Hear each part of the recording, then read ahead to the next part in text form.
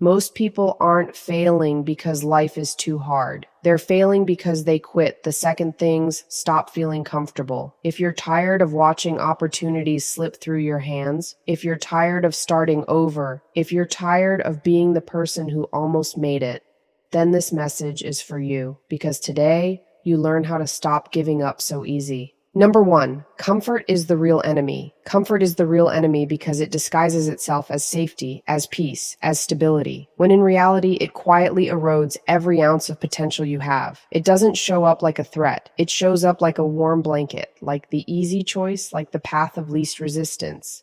And because it feels good in the moment, you convince yourself it's harmless. But comfort has a cost, one you rarely recognize until years have passed and you look back and realize how many opportunities you walked away from simply because they required more effort than you were willing to give. Comfort slowly conditions you to avoid anything that requires discipline or sacrifice. And over time, your tolerance for challenge gets weaker, not because you're incapable, but because you've trained yourself to retreat the second life demands more from you than convenience. People often assume that the biggest obstacles in their lives are their circumstances, their lack of resources, or the difficulty of the journey ahead. But in truth, the biggest obstacle is the internal pull toward ease. Comfort convinces you that hard work is optional, that pressure is dangerous, that failure is something to avoid at all costs. It whispers that you're fine where you are, that pushing yourself isn't necessary, that staying the same is somehow safer than risking growth. And because these thoughts feel gentle and reasonable, you rarely question them. Comfort teaches you to lower your standards, to play smaller, to quiet the voice inside you that knows you are meant for more.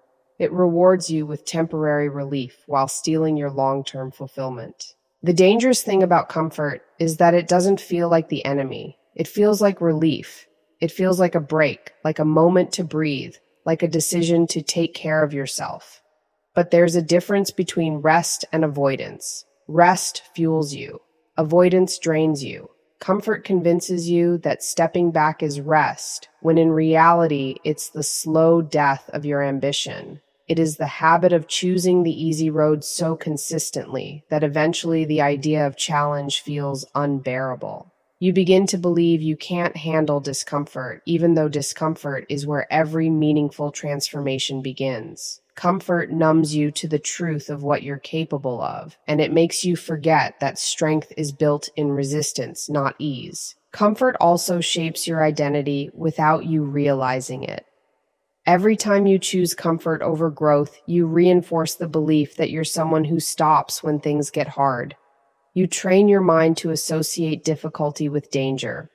You convince yourself that the presence of struggle means something is wrong, when in reality, struggle is the most reliable sign that you're expanding. Meanwhile, people who learn to embrace discomfort develop resilience, mental toughness, and self-respect. They build the internal certainty that they can handle what life throws at them. They don't avoid discomfort. They seek it because they understand it's the gateway to becoming the person they want to be. Comfort, on the other hand, keeps you stuck in the smallest version of yourself, trapped in a cycle of fear disguised as ease, choosing temporary relief over the long-term fulfillment that only growth can bring. Number two, your emotions lie to you. Your emotions lie to you because they are shaped by fear, past experiences, survival instincts, and assumptions, not truth. They react faster than your logic can, pulling you toward the familiar even when the familiar is the very thing that's been holding you back. When you feel discomfort, your emotions immediately tell you to escape. When you feel doubt, they tell you to stop. When you feel overwhelmed, they whisper that you're not capable. But emotions are not reliable indicators of your limits. They're simply signals triggered by unfamiliar territory. Your mind is designed to keep you safe, not to help you grow. And because growth and safety often move in opposite directions, your emotions confuse expansion with danger. They interpret challenge as threat, pressure is harm, and uncertainty is failure. And without realizing it, you begin living according to feelings that were never meant to guide you toward your potential. When something matters to you, your emotions get louder, not quieter. That intensity makes you think something is wrong, when in reality, it means you have stepped into a space where the outcome is meaningful enough to trigger fear. You think the anxiety means you should turn back. You think the doubt means you're making a mistake. You think the discomfort is proof you're unprepared. But those feelings are not warnings. They're symptoms of growth, signals that you're standing on the edge of something unfamiliar. Your emotions lie by convincing you that the presence of fear means danger, when fear often means transformation. They pull you toward what feels safe, not what is right. And because the safe path is predictable, your emotions choose it every time, even if it keeps you stuck in patterns that no longer serve you. Your emotions also lie because they are deeply influenced by your past, especially the parts of your past you haven't healed from. If you were criticized, your emotions will tell you to avoid risks. If you were rejected, they'll tell you not to try again. If you failed once, they'll tell you that trying a second time is pointless. Your emotions create stories based on history, not possibility. They don't care about your future. They care about avoiding the pain you've already experienced. So when you start to push yourself into something new, starting a business, ending a habit, building discipline, your emotions activate every single memory of discomfort and use it as evidence to convince you that the present moment is unsafe. But that evidence is outdated. It belonged to a version of you who didn't have the awareness, wisdom, or strength you have now. The most convincing lies your emotions tell are the ones that sound reasonable. They say, not now, you're too tired, you need a break, you're not ready yet. And those statements feel calm, logical, protective. But emotional logic is the most deceptive logic. It stops you from showing up, from taking action, from believing in yourself. It tricks you into thinking avoidance is self-respect, when it's often self-sabotage. And the more you listen to these emotional lies, the more they become your truth. You start identifying with them. You start acting according to them. You start letting temporary feelings shape permanent decisions. And that is how dreams quietly die. Not because you weren't capable, but because you trusted emotions that were never meant to lead your life. Number 3, discipline over motivation. Discipline over motivation matters because motivation is emotional, inconsistent, and unreliable, while discipline is built on structure, commitment, and personal standards. Motivation is a feeling, and feelings fluctuate based on sleep, stress, mood, weather, circumstances, and 1,000 variables you can't fully control. One day you wake up inspired, and the next day you want to disappear under the blanket and ignore everything that requires effort. This inconsistency is why so many people start strong and fade quickly, because they're depending on a feeling to carry them through a journey that demands stability. Discipline, on the other hand, does not negotiate with mood. It does not care whether you feel like doing the work or not. It is a decision you make long before the task begins. And that's why discipline succeeds where motivation fails. It turns identity into action and action into progress, regardless of emotional weather. When you live by motivation, your performance becomes unpredictable.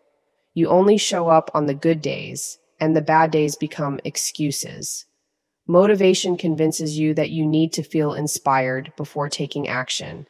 And this lie becomes a trap that keeps you waiting for a spark that rarely arrives. Discipline flips that script entirely. With discipline, you don't wait for energy. You create momentum by showing up. You don't wait for clarity.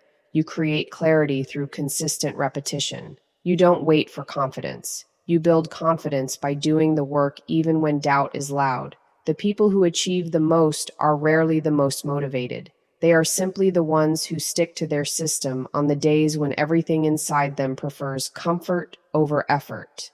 That ability to follow through without emotional permission is what separates those who reach their potential from those who repeatedly fall short. Motivation feels exciting, but discipline builds identity. Every time you choose discipline, you reinforce the belief that you are someone who can be trusted with your own goals. You start seeing yourself as capable, committed, and responsible, not because you waited for inspiration, but because you honored the commitments you made. This identity shift is powerful. When discipline becomes part of who you are, quitting becomes harder than continuing. You no longer see hard work as punishment. You see it as alignment with the person you're becoming. And the more you act in alignment, the more your sense of self strengthens. Motivation might give you a spark, but discipline builds the fire. Motivation might help you start, but discipline determines whether you finish. Most people misunderstand discipline. They think it's about perfection or harsh self-control. But true discipline is about consistency and self-respect. It is choosing what you want most over what you want now. It is deciding that your future matters enough to sacrifice temporary comfort. It is building habits that operate independently of your emotional fluctuations. Discipline is freedom because it removes the chaos of depending on unstable inspiration. It gives you structure, rhythm, and a sense of control over your own behavior. You begin to trust your ability to act without waiting for the perfect mood, and that trust becomes the foundation for long-term success. Discipline transforms your life quietly, slowly, steadily, through small daily actions that compound into results motivation could never sustain. Number 4, failure is information, not identity. Failure is information, not identity, because it reveals what needs to be adjusted without ever defining who you are. Yet most people internalize failure as a personal flaw rather than a neutral signal. When something goes wrong, when you don't get the job, when the plan collapses, when you fall short, you immediately attach meaning to it. You tell yourself you're not good enough, not smart enough, not disciplined enough. And this emotional interpretation creates a false identity built entirely around one difficult moment. Failure itself is never final. It's the story you tell yourself afterward that becomes destructive. The mistake, the setback, the disappointment, these are data points. They are messages showing you what isn't working, what needs refinement, what can be improved. But instead of reading the message, you assume the message is about your worth, and that belief stops you from trying again. The truth is that failure exposes strategies, not self-worth. It points out gaps in preparation, consistency, timing, or understanding. It gives you feedback that motivation alone can't provide. And yet, because failure feels uncomfortable, most people label themselves instead of studying the event. This emotional reaction turns something small and temporary into something personal and permanent. When you say, "I failed," you're describing what happened. But when you say, "I am a failure," you're rewriting your identity around a single moment. That internal shift is what breaks people down. They stop seeing failure as information to analyze and start seeing themselves as fundamentally incapable. They forget that every skill they admire in others was shaped through countless failed attempts that were never taken personally. Failure didn't stop those people. It taught them, corrected them, strengthened them, and made them more skilled than before. Failure is also a mirror that reflects your relationship with discomfort. If you see failure as a threat to your identity, you'll avoid risks, avoid challenges, avoid anything that jeopardizes how you want to be seen. But if you see failure as information, you approach life with curiosity instead of fear. You start asking better questions. What didn't work? Why did it happen? What can I adjust next time? How can I approach this differently? This mindset transforms failure from something humiliating into something incredibly valuable. It becomes one of the greatest teachers you will ever encounter, but only if you stop interpreting it through the lens of shame. Shame tells you the failure was about you. Curiosity tells you the failure was about the process. And when you choose curiosity, you reclaim your ability to grow instead of shrinking into a smaller version of yourself. Every successful person understands that failure is part of the process, not a verdict. They don't avoid it. They expect it, they use it, and they learn from it. They treat it as data, as feedback, as direction. They don't allow a moment of collapse to rewrite their identity.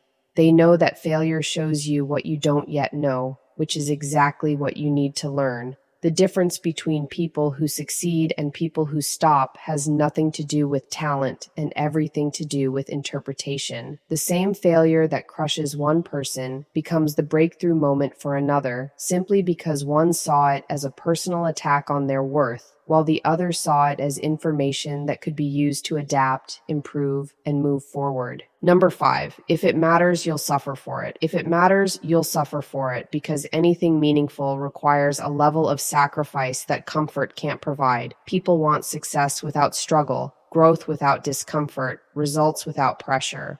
But life has never worked that way. Anything that matters, your health, your purpose, your future, your discipline, your relationships, your craft, demands a version of you that does not exist yet. And becoming that version means breaking patterns, facing fears, letting go of excuses, and enduring the discomfort that comes with transformation. Suffering isn't punishment, it's the natural cost of evolution. The weight you feel when pursuing something meaningful is not a sign you're on the wrong path. It's evidence that what you're doing actually matters. If it didn't matter, you wouldn't struggle. You'd walk away easily, without hesitation, without conflict. But the very fact that it hurts, stretches you, and challenges you is proof of its significance. In a world that glorifies ease and convenience, people have become allergic to discomfort. They interpret effort as a warning sign and hardship as something to escape. But the truth is that anything worth having is filtered through difficulty. You cannot build strength without resistance. You cannot build skill without repetition. You cannot build resilience without challenge. The suffering you experience when pursuing something meaningful is part of the process that shapes your character. It forces you to confront who you are versus who you want to become. It highlights your weaknesses so you can turn them into strengths. It exposes your fears so you can learn to move despite them. It reveals your excuses so you can stop letting them dictate your future. The suffering isn't there to break you, it's there to carve out the depth required to carry the very thing you're asking for. People often mistake suffering for a sign to quit. They assume that if something is difficult, it's not meant for them. But difficulty is not a barrier, it's a filter. It separates the vaguely interested from the deeply committed. It separates the dreamers from the doers. It separates the individuals who want temporary excitement from the ones who want lasting transformation. If something genuinely matters to you, you won't walk away when it gets hard. You may pause, you may stumble, you may question yourself, but you won't abandon it. The suffering becomes part of the journey, not a reason to turn back. It becomes evidence of commitment, not failure. And the more you experience that discomfort, the more you realize that the struggle itself is building you into someone capable of carrying the weight of what you want. When something matters deeply, you'll face moments of doubt, exhaustion, frustration, and uncertainty. You'll question whether you're good enough. You'll wonder if you're wasting your time. You'll feel the friction between who you are and who you want to be. But this friction is the birthplace of transformation. It's the fire that burns away the parts of you that can't grow. It's the pressure that strengthens your mind and sharpens your discipline. Suffering for something that matters doesn't diminish you. It builds you. It creates a sense of meaning, direction, and inner stability that comfort could never provide. And with every moment of struggle, you prove to yourself that you are willing to endure the cost of becoming someone who can hold the life you are working toward. Number 6, your future depends on your tolerance for difficulty. Your future depends on your tolerance for difficulty because every meaningful path requires you to face challenges that test your endurance, your mindset, and your willingness to keep going when everything feels heavy. People often imagine the future as something that simply unfolds, as if time alone will deliver success, growth, clarity, or purpose. But time doesn't change you. Difficulty does. The level of challenge you're willing to endure determines the level of success you'll reach. Every dream has a price, and that price is your capacity to stay steady when the path becomes uncomfortable. If your tolerance for difficulty is low, your progress will always be limited by your emotional reactions. But if you can stand in discomfort, stay calm under pressure, and continue even when your feelings beg you to stop, Your future expands in ways comfort could never offer. Difficulty is the training ground for the person you're becoming. Life is structured around levels. Each level requires a higher degree of resilience, discipline, and emotional maturity than the last. When you encounter setbacks, obstacles, or failures, these aren't signs to turn around. They are gateways to the next version of yourself. But most people retreat the moment they encounter resistance. They interpret difficulty as a personal flaw or punishment rather than as evidence that they are doing something meaningful. The truth is that every challenge you face is shaping your capacity for the responsibilities and opportunities you're asking for. If you cannot handle discomfort now, you will not be able to handle the weight of success later. That's why your tolerance for difficulty directly shapes your future. Because difficulty isn't just an obstacle, it's preparation. Your tolerance for difficulty is essentially your tolerance for growth. Every time you push through discomfort, you expand your internal limits. You become someone who doesn't break easily, someone who doesn't collapse under pressure, someone who doesn't walk away when life demands more. And this psychological toughness becomes the foundation for every accomplishment you achieve. People with low tolerance for difficulty may have big ideas, strong desires, and impressive goals, but they rarely actualize them. They quit too soon. They stop at the first sign of friction. They create a life that feels safe but small, predictable but unfulfilling. Meanwhile, people who learn to tolerate difficulty build lives that reflect courage and persistence.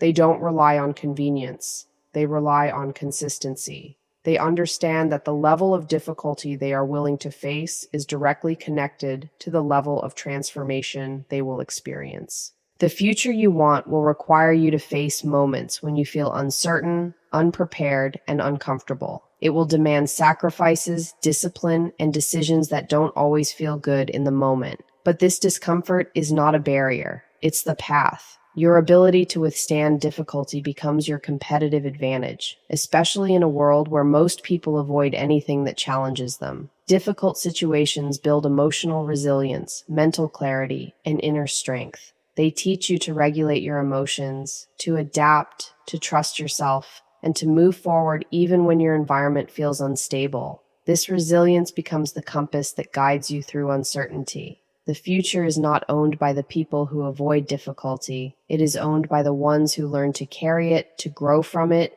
and to keep moving despite it. At the end of the day, everything you want, every goal, every change, every breakthrough, comes down to one choice: whether you keep going when it gets hard. Your life will not be defined by the moments when things felt easy. It will be defined by the moments you refuse to quit. So if there's one thing you take from this, let it be this: you are capable of far more than you've allowed yourself to believe. Don't run from the discomfort that's shaping you. Don't abandon the work that's building you. And don't underestimate the power of simply staying when the old version of you would have walked away. Your future is waiting for the strongest, most committed version of you. So stand up, choose discipline, and move forward. Not tomorrow, not someday, today.